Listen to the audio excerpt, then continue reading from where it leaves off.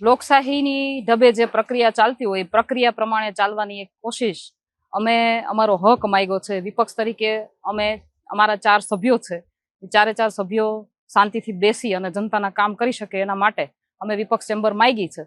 અને મારા ખ્યાલથી તો દેવી જોઈએ, કારણ કે ચૂંટણીની જગ્યાએ હોય, રાજધર્મની રીતે નિભાવવાનો હોય. હવે બધાએ સાથે મળી અને જનતાના કાર્યો કરવાના હોય. જો એમાં કોઈને વિરોધ હોય તો એની પોતાની કહેવાય ને એક તોછડી માનસિકતા કહેવાય. એટલે આમાં અમને વિપક્ષની ચેમ્બર મળવી જોઈએ, અને ન મળે તો તમને ખબર છે કે એ લોકોનો શું ઈરાદો છે એ તમને સમજાઈ જશે. પરંતુ જે રીતનો બધાનો રિસ્પોન્સ હતો, અધિકારીઓ અને અત્યારે ચૂંટાયેલા બધા સભ્યોનો રિસ્પોન્સ હતો, એ પ્રમાણે મને નથી લાગતું કે વિરોધ કરે, અને કરવોય ના જોઈએ.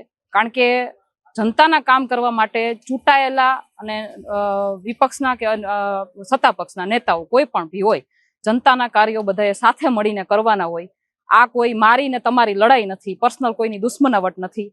તમામ કાર્યો માટે અમે કટિબદ્ધ અને સજ્જતાથી કાર્ય કરીશું. જ્યાં જ્યાં અમારે મુદ્દા ઉઠાવવાના છે, પહેલા ઉઠાવતા હતા એ જ રીતે ઉઠાવીશું.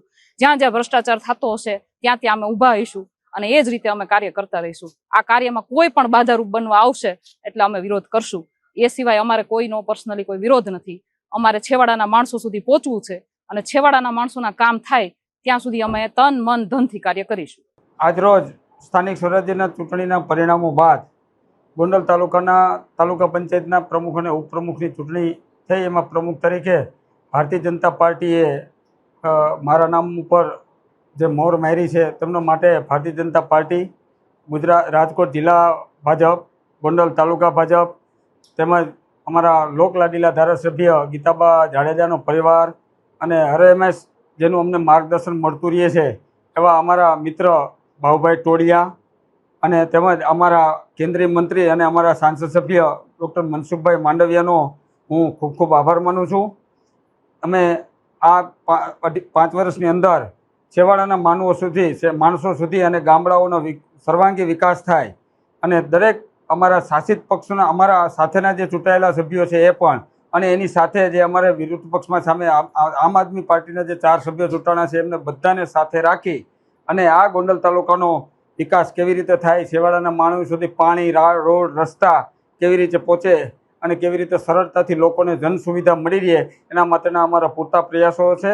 અને અમે બધાને સાથે રાખી કોઈ પણ જાતના ચૂંટણી પૂરી થયા પછી તમામ વાદ વિવાદો ભૂલી અને પક્ષ અને વિપક્ષોના બધાને સાથે રાખી અને ભારતીય જનતા પાર્ટીનું અમારું જે તાલુકા પંચાયત છે એનો ગ્રાફ કેવી રીતે વધે અને લોકોની સુવિધા કેવી રીતે વધે, એના માટેના તમામ પ્રયાસો અમે અમારા મિત્ર અને મારા વડીલ શ્રી બાબુભાઈ ટોડિયાની જે અવારનવાર અમને એની જે રાહબરી મળે છે, એ રાહબરીની નીચે અમે બધા ખૂબ સારી રીતે ટીમ તરીકે પ્રમુખ, ઉપપ્રમુખ, કારોબારી ચેરમેન, દંડક, નેતા, ચૂંટાયેલા સભ્ય, અને આવતી 2027ની જે ચૂંટણી છે ધારાસભાની, એને ધ્યાનમાં રાખી અને એમાં વધારેમાં વધારે અમારા ગોંડલ તાલુકાની અંદર અમારા જે ધારાસભ્ય છે એને વધુમાં વધુ મત મળે, વધુમાં વધુ એની લોકચાહના વધે એવા અને અમારા એવા જ બધા પ્રયાસો રહેશે.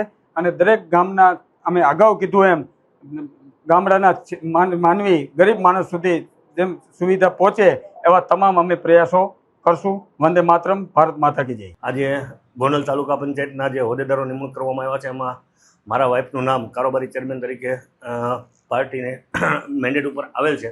એ બદલ હું ભારતીય જનતા પાર્ટીમાં મોદી સાહેબ તેમજ અમિતભાઈ શાહ તેમજ ગુજરાતના સીએમ શ્રી ભૂપેન્દ્રભાઈ પટેલ, ડેપ્યુટી સીએમ શ્રી હર્ષભાઈ સંઘવી અને પ્રદેશ ભાજપ વિશ્વકર્માજી તેમજ મહામંત્રીશ્રીઓ અને પાર્લામેન્ટરી બોર્ડ અને રાજકોટ જિલ્લા ભાજપ તેમજ અમારા ગોંડલના ધારાસભ્ય શ્રી જયરાજસિંહ જાડેજા અને ગીતાબા જયરાજસિંહ જાડેજા, તે બધાનો હું ખૂબ ખૂબ આભાર માનું છું.